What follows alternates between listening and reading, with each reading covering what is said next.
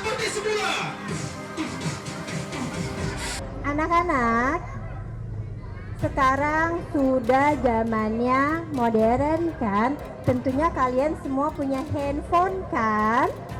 Saat kita menggunakan handphone secara berlebihan dan terpapar radiasi dari handphone, itu dapat merusak mata kita benar. Selain itu juga dapat merusak perkembangan otak kita, nak. Anak-anak sejatinya dilahirkan layaknya kertas putih dan polos. Tumbuh kembangnya dibentuk dan diasah oleh orang tua, lingkungan, dan sekolah. Jadi bukan mustahil memulai kebiasaan baru menjauhkan anak-anak dari cengkeraman gawai.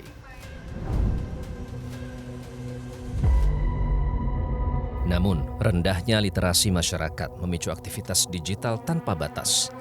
Anak-anak diumbar berselancar di dunia maya tanpa pengawasan. Hingga tak sedikit yang berimbas petaka dan nestapa. Anak-anak negeri dihantui adiksi gawai. Nah, berbicara tentang akun anak Bu Vivi, jadi ada berapa akun yang sebenarnya dinonaktifkan dan siapa yang menonaktifkan akun-akun tersebut? Aturan PP Tunas ini meminta pertanggungjawaban dari platform yang beroperasi di ranah Indonesia, begitu.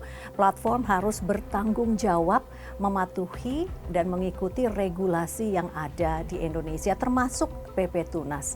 Mereka yang bertanggung jawab nanti untuk memastikan jangan sampai ada akun anak yang masih aktif, begitu. Jadi kami pemerintah menyiapkan regulasinya, platform yang harus mematuhi dan memastikan keamanan anak-anak Indonesia di ranah digital. Kenapa sih ini penting? Karena dari berbagai data global yang ada selama ini tingkat adiksi anak-anak itu meningkat. Anak-anak banyak sekali juga terpapar konten-konten yang belum pantas mereka konsumsi. Kemudian anak-anak ini juga menjadi sumber eksploitasi data mereka dan sebagainya. Pada saat anak-anak yang kita anggap anak-anak ini misalnya mau keluar rumah nih Mas Iko ya, kita kan dengan berbagai upaya yang kita miliki, kita berusaha menjaga agar anak-anak ini kita tetap aman, begitu ya. Nah, kenapa kalau untuk di ranah digital anak-anak di bawah 16 tahun ini tidak kita jaga?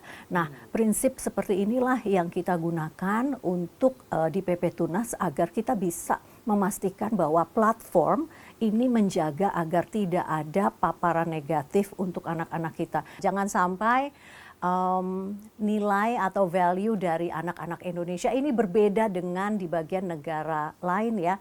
Pengguna medsos ini seperti TikTok, Instagram, YouTube itu memang mulai dari 8 juta sampai 25 juta ya. Itu kan jumlah yang cukup banyak. Platform mana saja yang nanti akan yang diatur dalam PP Tunas ini dan ada berapa, Bu Vivi? Waktu itu Bu Menteri sudah menyampaikan nih ada 8 platform yang masuk kategori resiko tinggi dan pada kesempatan ini Mas Iko mungkin saya sampaikan kembali apresiasi untuk platform seperti X maupun Bigo Live yang bahkan sebelum tenggat waktu tanggal 28 Maret saja mereka sudah langsung mengubah age limitnya yang dari usia 13 untuk X menjadi usia 16 tahun. Jadi mengikuti aturan PP Tunas. Jadi bolanya sekarang ada di mereka karena kami sudah melakukan pemanggilan. Mudah-mudahan semangatnya sama ya, ingin melindungi anak-anak bukan saja di Indonesia tapi di seluruh dunia.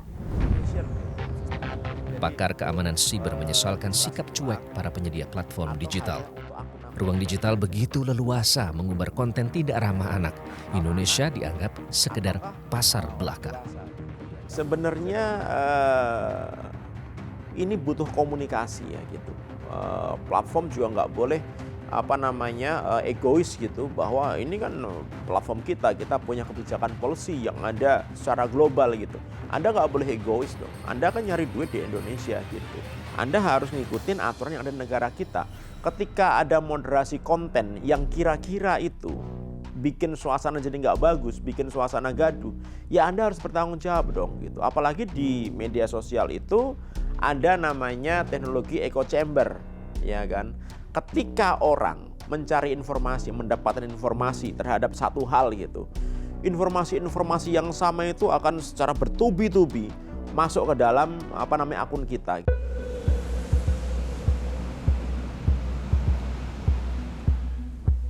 Sementara Lembaga Perlindungan Saksi dan Korban atau LPSK menuding digitalisasi yang kebablasan turut memicu tingginya kasus kekerasan terhadap anak.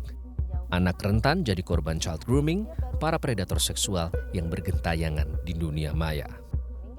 Angka kekerasan seksual itu terutama terhadap anak ya, itu termasuk tinggi, mencapai 1.700-an, dan 80%-nya adalah anak perempuan.